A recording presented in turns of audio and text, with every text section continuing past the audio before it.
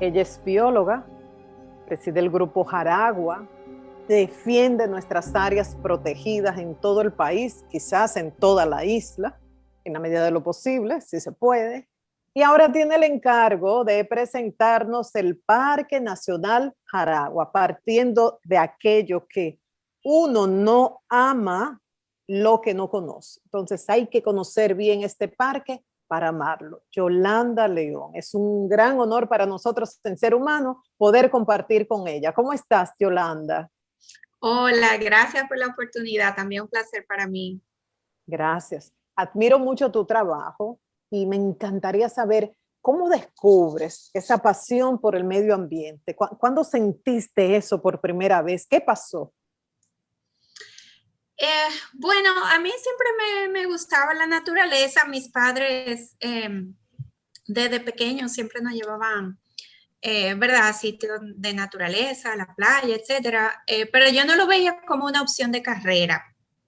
Hasta que asistí a una charla que de hecho la dio hizo Joaquín Inchaustegui, que es el fundador del grupo, en que hablaba de la crisis de biodiversidad y de cómo se estaban perdiendo tantas especies sin que tuvieran en muchos casos una voz y sin que supiéramos el impacto de eso, como así como, ¿verdad? Podemos hablar de cuando se pierde una obra de arte muy valiosa o cuando se quemó, que ahora hay como otra versión de la biblioteca de Alejandría que recogía todo el saber de la antigua Grecia, que no sabemos cuántos Pitágoras y cuántas otras obras se perdieron y el valor incalculable que tiene eso. También la crisis de biodiversidad significaba posiblemente la biblioteca más rica que jamás haya existido en el planeta Tierra, cómo la estamos perdiendo en silencio. Y que quizás, ¿verdad? Era como, y creo que recordar la analogía que él daba de un avión que se le pierde una tuerca, sigue volando, se le pierden dos, sigue volando, pero se le comienza a perder un número de tuercas y es un poco impredecible lo que puede pasar.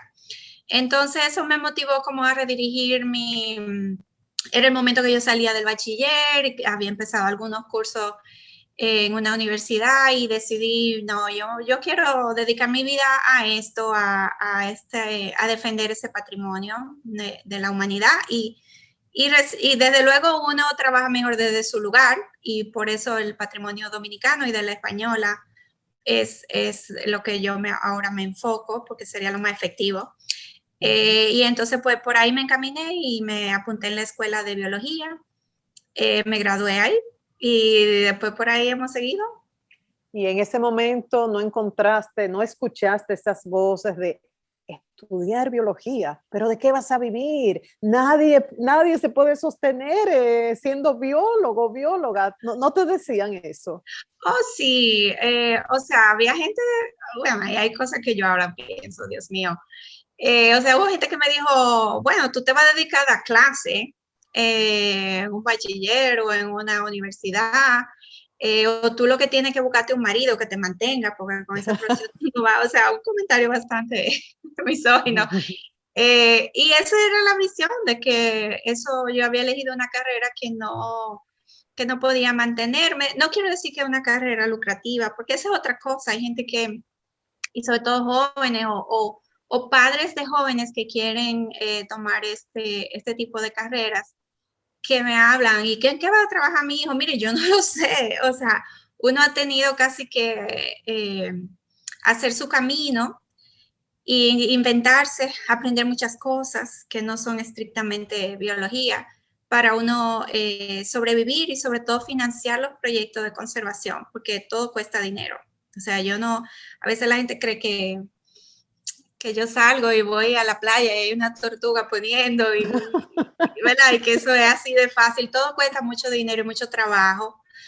Y hay personas que si usted las distrae de buscarse el medio de sustento, usted tiene que compensarlo. Y de hecho, gran parte de los proyectos que tenemos se le paga a gente local. Y ya nosotros somos el principal empleador después del gobierno, claro, y algún ministerio. Por ejemplo, en Oviedo y tenemos empleados en otras zonas, otros pueblos, ¿verdad? Porque no podemos pensar que esto se puede hacer simplemente por inspiración. Eh, aunque algunos de nosotros no hagamos mucho dinero, a veces quedamos con deuda, pero sobre todo de las personas que están en las comunidades, lleva todo un conocimiento en torno a cómo recaudar fondos, cómo escribir propuestas, cómo cultivar donantes y eso, cómo manejar proyectos. Y eso no te lo dan en la carrera de biología ni nada así. Entonces, Así es. aprendan todo lo que puedan, es lo que yo le digo a los que quieran meterse en Vital. esto. Entonces, vámonos a las provincias de Pedernales y Barahona. Preséntanos el Parque Nacional Jaragua. ¿Por qué es tan importante? Mira, el Parque de Jaragua se crea en el año 1983, si no me equivoco, y fue producto de una crisis, como muchas cosas buenas en medio ambiente surgen por una crisis, porque en años precedentes se había planteado arrojar unos desechos de fly ash, que es más o menos las cenizas esa, o el rock ash, algo parecido al rock ash, de que ahora lo he conocido después del tiempo, creo que eran de unas plantas de carbón de Estados Unidos y ellos estaban buscando sitios activamente en el Caribe para arrojarlas. Y Se entonces se llamaban había el hablado. famoso lodo de Oviedo. Eso Sí, fue, el lodo de Oviedo. sí, Ujú. sí, Sí, tú yo te lo acuerdas de recuerdo, eso. claro, perfectamente. ¿No? Y eso Sí. activó, ¿verdad? Un movimiento de resistencia y entonces por aquellos años estaba todavía en el país el Servicio Técnico de Cooperación Alemana Técnica, el DED, que ahora en cierta forma se ha reinventado, o sea, ha fusionado con la GIZ. Y entonces ellos hicieron un estudio muy exhaustivo de esta zona, donde la gente decía que eso no valía para nada, porque eso lo que había era piedra, no se podía cultivar, era la realidad, y por eso la gente entendía que eso no tenía ningún valor y que ahí se podía echar lo que se quisiera. Entonces, Perdona, querían utilizar eso como zafacón, ¿verdad? Como un basurero. un Oh. vertedero, exacto, y Ok, alguien iba a cobrar un dinero por eso, por por eso supuesto. sí. Entonces se detuvo eso, entonces esa atención focalizada pues promovió que se hicieran unos estudios de la biodiversidad y los recursos naturales del procurrente de Barahona, que en realidad es esa península, en inglés no hay la palabra procurrente, en nuestro español hay una palabra, es como no tan agudo como una península, pero ese triángulo que conocemos Que cuyo ápice es Cabo Beata. lo tenemos acá en Barahona y, por ejemplo, en Europa, Italia, que sobresale así, ¿verdad? Un pedazo de tierra que sobresale en el mar. ¿Puede Italia es ser? propiamente una península, Ah, ok, porque es ok. bien alargadita. El procurrente es como un poco más suave. Ok, ok. Entonces ellos hicieron ese estudio del procurrente, que ese libro lo tenemos por ahí, ¿verdad? En papel mimeografiado, creo. Y eso aglutinó muchos expertos nacionales e internacionales, sobre todo alemanes, pero muchos de los biólogos, incluyendo Sisto, Yvonne, varios de los fundadores y miembros todavía de Grupo Jaragua. Y entonces se dieron cuenta de la gran cantidad de especies únicas y ecosistemas únicos que había allí, porque de hecho era un sitio que por el suelo, el terreno es mayormente roca caliza, con muy poco suelo, en algunos lugares un poco más, y sometida a unas condiciones climáticas, ¿verdad?, de bastante aridez, habían evolucionado muchísimas especies que todavía estamos describiendo algunas Ok, nuevas para la ciencia. perdona. Cuando hablas de suelo, yo que estuve por la zona visitando Trudillé, Agua Blanca, Diente Perro, es que le llaman a estas rocas, sí, ¿verdad? Que o uno tiene Sí. unas buenas botas o uno lo siente en la planta del pie. Mi primer viaje yo fui con unos tenisitos Converse Ay, ay, ay, ay, ay. y se quedaron Me en los primeros imagino. kilómetros. No, pero ya desde luego eso ha cambiado. Pero sí, ya tú sabes de qué te estoy hablando. Sí. De hecho, en la zona hay un nombre particular a ese terreno y es Múcara. Okay. Pero es básicamente lo que en el este creo que le dicen diente de perro. Esa es la idea, una roca filosa que ha sido esculpida por la lluvia, que es, tú sabes que es ligeramente ácida, actuando sobre la roca caliza que es de origen marino y es bien básica. Entonces eso va formando ese terreno que ahí tú no puedes sembrar, ya tú lo viste. Hay partes de Aragua que sí hay un poco de acumulación de suelo y ahí se desarrollan los bosques más altos. Pero si tú fuiste al sendero de Trudiller, tú sabes lo que Sí, es sí, la sí. múcara, muy bien. Claro. Vi muchos cactus. Sí. Hay muchos cactus. Sé que ahí están, bueno, si quieres háblanos un poco de la flora y la fauna. Sí, bueno, la flora, pues Jaragua tiene, yo te diría como tres grandes, bueno, si ves el estudio este que te menciono, que gran parte fue recogido en el plan de manejo de Jaragua, hay creo que 12 asociaciones vegetales diferentes, pero yo te diría las tres más contrastantes serían lo que son los humedales, que incluyen manglares, saladares, por ejemplo, si vas a la laguna de Oviedo, que de hecho es parte de un sitio, un humedal de importancia global. Ahí, ¿verdad? Tenemos ese ambiente asociado a agua, ¿verdad? A la laguna, pero también a suelos que no drenan muy bien, entonces siempre se mantiene así como medio pantanoso. Y entonces ahí, aparte de los mangles, que son especies protegidas, tenemos una aglomeración muy importante de aves acuáticas. Los flamencos son la estrella ahí, de hecho casi todo el ecoturismo que hay en esa zona es para ver los flamencos que están asociados a la laguna y esos manglares. Entonces, ese sería uno. El otro sería un ecosistema intermedio que entra como una cuña en el parque desde la zona de Oviedo, Paradí, que ahí están los bosques que son como semisecos, que tienen árboles bastante grandes, pueden llegar a 15, 20 metros. Y ahí pues hay un bosque un poco más de hoja ancha, no tanto cactus, pero aunque parece su cactus mezclado por ahí.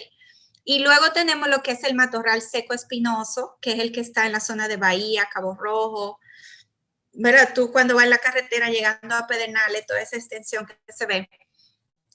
Y ese es uno de los lugares más secos que hay en el país. Y lo es naturalmente. Claro, ahora eso está empeorando con cambio climático, pero por esa razón han evolucionado ahí muchas especies, sobre todo, bueno, de animales y plantas, especialmente adaptadas a estas condiciones tan duras. Por eso nosotros promovemos mucho algunas de esas especies para, por ejemplo, la ciudad, donde un ambiente muy duro, ¿verdad? Tú siembras una mata, nadie le echa agua, la isla de calor de los vehículos y todo eso. Muchas de estas especies de Aragua le va muy bien aquí en la ciudad. Entonces, por esas condiciones extremas, sin comparación en otra parte del país, quizá en la línea noroeste hay un poco, pero por la diferencia, la distancia, se quedaron ahí en Jaragua y un poquito hacia el lado de Haití, en esa zona baja. Entonces tienen una distribución única. Entonces, por ejemplo, ahora estamos estudiando, tenemos un proyecto con tres árboles que solo se encuentran en esta zona. O sea, se pierden ahí, se pierden para el planeta. Wow. Y solo están ahí, son árboles, estos no son maticas que alguien se olvidó de ver.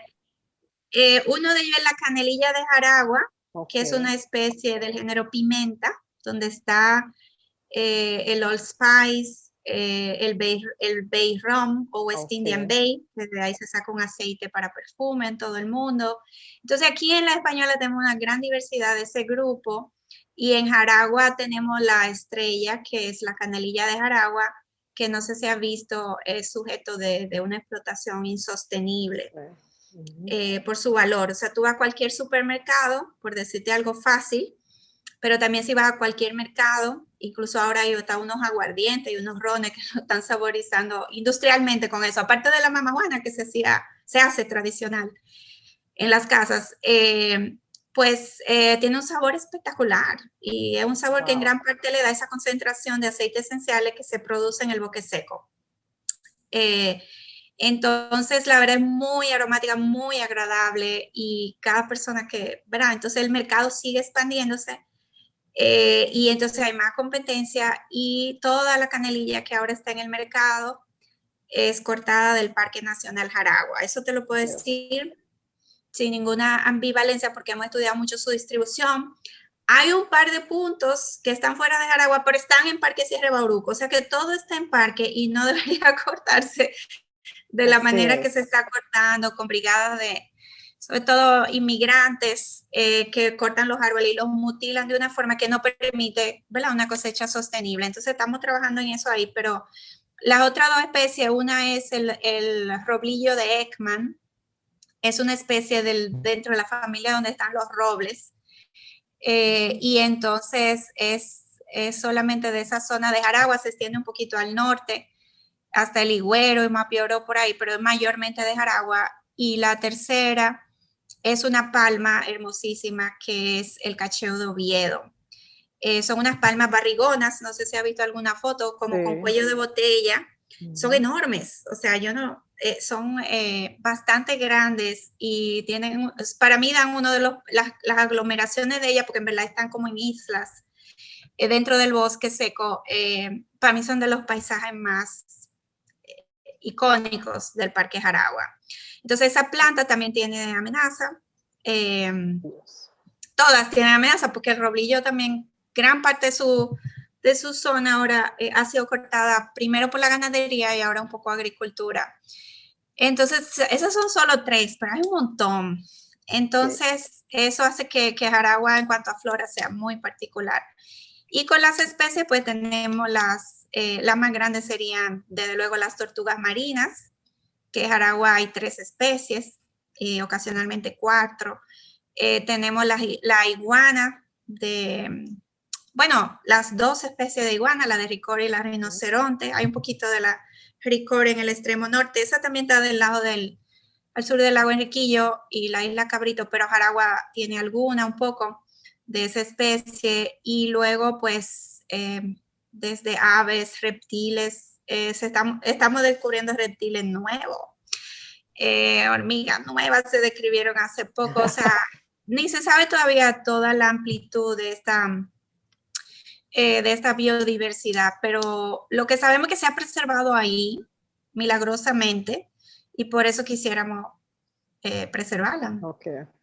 Ok, Yolanda, nos queda como un minuto, pero yo no te puedo despedir sin que hablemos, además de estas amenazas, de lo que puede ocurrir si desarrollamos, Bahía de las Águilas. Mucha gente celebró cuando el presidente Luis Abinader habló del desarrollo de Bahía de las Águilas, que no se va a construir un hotel ahí, habló de un turismo ecológico y sostenible. Y el Grupo Jaragua dijo, ¿y el estudio de impacto ambiental dónde está?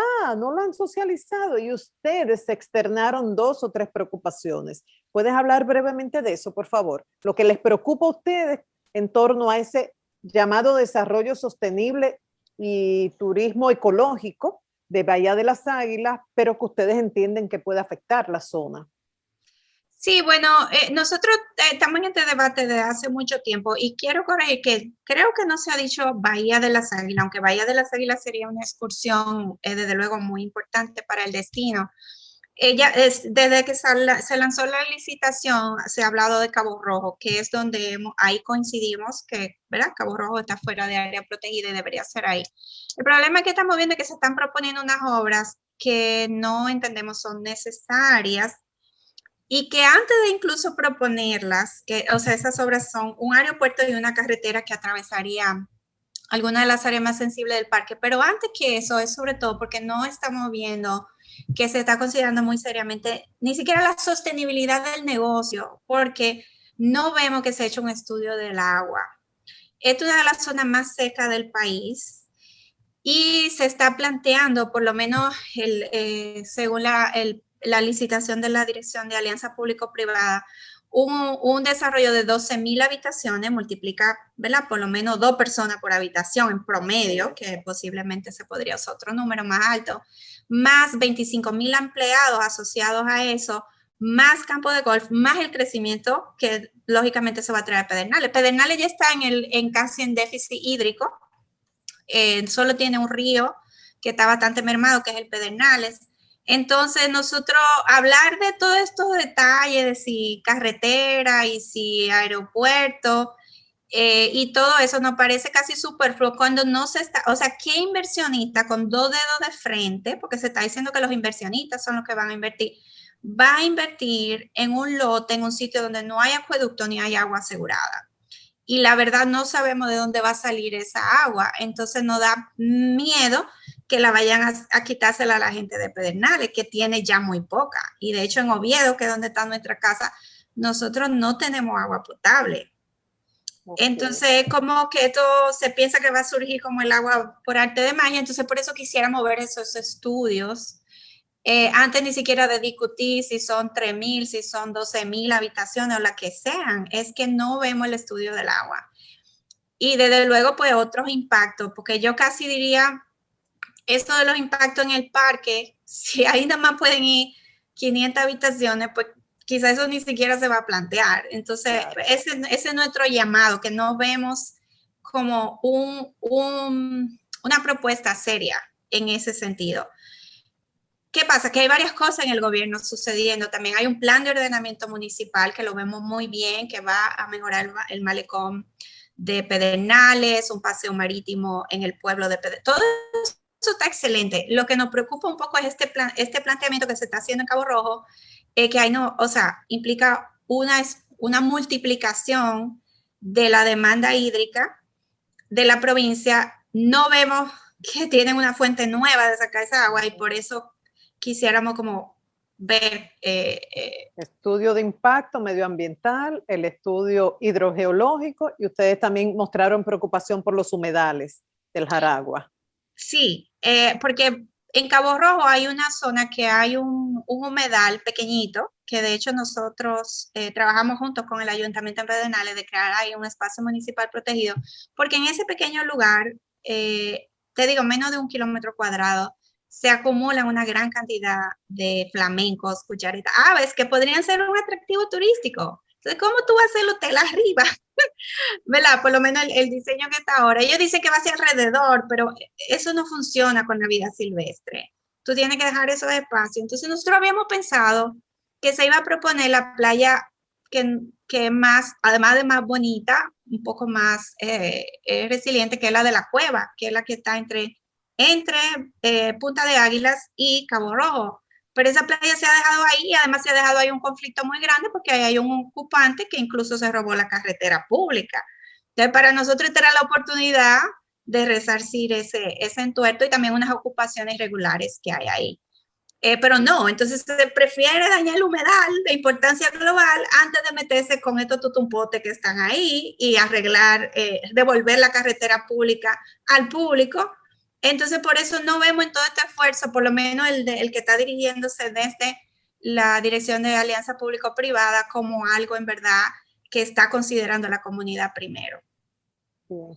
Gracias, Yolanda. Ojalá que tanto del Ministerio de Medio Ambiente como de la Presidencia de la República aprovechen todos estos conocimientos y todo lo que puede aportar el Grupo Jaragua para defender esta área protegida, preservarla por el bien de todos y para poderla disfrutar en un turismo realmente ecológico y sostenible. Gracias y hasta un próximo encuentro, Yolanda. Adiós. Hasta pronto.